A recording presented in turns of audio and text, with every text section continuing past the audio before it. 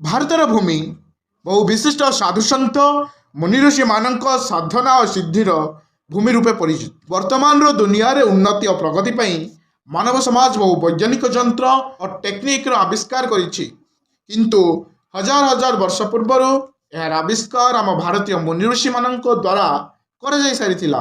ଆଜିର ଏହି ଭିଡ଼ିଓରେ ଆପଣମାନେ ଭାରତର 5ଟି ବୈଜ୍ଞାନିକ ଆବିଷ୍କାର ବିଷୟରେ ଜାଣିବେ। हेलो फ्रेंड्स, मु आलोक आपनको स्वागत करुछि पुणी थरे आपणक चैनल एम ओडिया क्लास रो आउ एक रोमांचकर अध्याय को। बंधुगण, आर्यभूमि भारत बहु वर्ष पूर्वे विश्वगुरु भाव में सारा दुनिया को मार्ग देखाई आसी। एही भूमि रे एमिति अनेक मुनिऋषि माने जन्म नहीं जो माने कि अनेक समय रे आधुनिक आविष्कार को बहु वर्ष पूर्व आविष्कार कर सारी।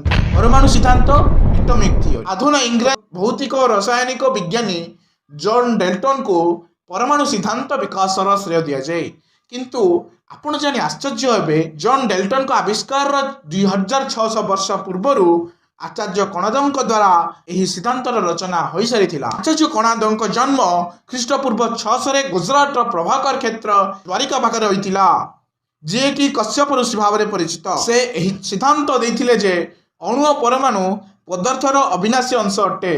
आचार्य कणाद वैषयिक दर्शन शास्त्र संस्थापक थिले। गुरुत्वाकर्षण नियम, न्यूटन्स लॉ।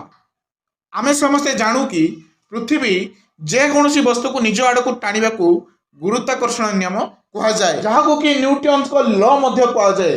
किंतु यार 1200 वर्ष पूर्व भारतीय ऋषि भास्कराचार्य द्वारा यह नियम आविष्कार हो सारी। यह नियम वर्णन 400 ରୁ 500 ख्रीष्टाब्द मध्य सिद्धांत शिरोमणि नामक एक ग्रंथ प्राचीन खगोलिक विज्ञानी भास्कराचार्य द्वारा करा जायथिला। से एथिरे लिखिथिले कि पृथ्वी आकाशीय पदार्थ को विशिष्ट शक्ति द्वारा निज आड़ को आकर्षित करिथाए, जहाँ द्वारा आकाशीय वस्तु गुड़िक पृथ्वी उपरे पड़िथाए। मिसाइल शक्तिर आविष्कार। महर्षि विश्वामित्र जन्मरु ब्राह्मण नथिले, से क्षत्रिय थिले।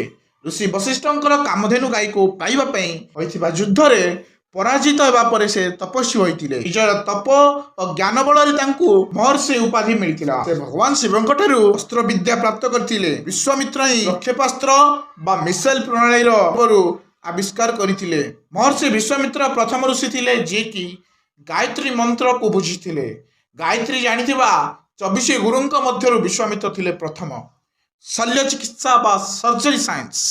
महर्षि सुश्रुतंकु शल्य चिकित्सा विज्ञानी भाव में मना जाए। से ऑपरेशन करिवारे निपुण थिले। एही चिकित्सार रूपे सुश्रुतंक रचित सुश्रुत संहितार ग्रंथ रे रचना करा जायछि। एही ग्रंथ रे विभिन्न उपयोगी उपकरण नाम जेपरिक छुंची, चाकू बा चिमटा, एहीपरि 125 रु अधिक उपकरण एवं 300 रु अधिक प्रकार शल्य चिकित्सा विषय रे विशेष विवरणी दिया जायछि। महर्षि सुश्रुत मोतियाबिंदु, हाड़भंगा भली पीड़ार उपचार करुथिले एवं प्लास्टिक सर्जरी रे मध्य सुश्रुत माहिर थिले।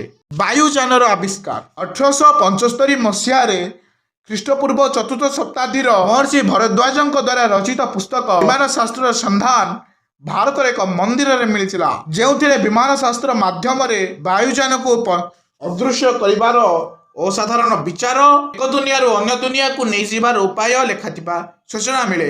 अर्थात प्राचीन विमान संचालन और तूफान और बिजुली मारिबा समय रे यार सुरक्षा संबंधित तथ्य यह पुस्तक रचित। यह आधार करी ऋषि भरद्वाज को वायुयान आविष्कारक रूपे विवेचना करा जाए, किंतु आधुनिक विज्ञान अनुसार वायुयान बा एरोप्लेन आविष्कार राइट ब्रदर्स को मना जाए। जदि वीडियोटी भल लागिला तेबे लाइक, शेयर और सब्सक्राइब कर दियंतु। एजुकेटिव हो जांतु।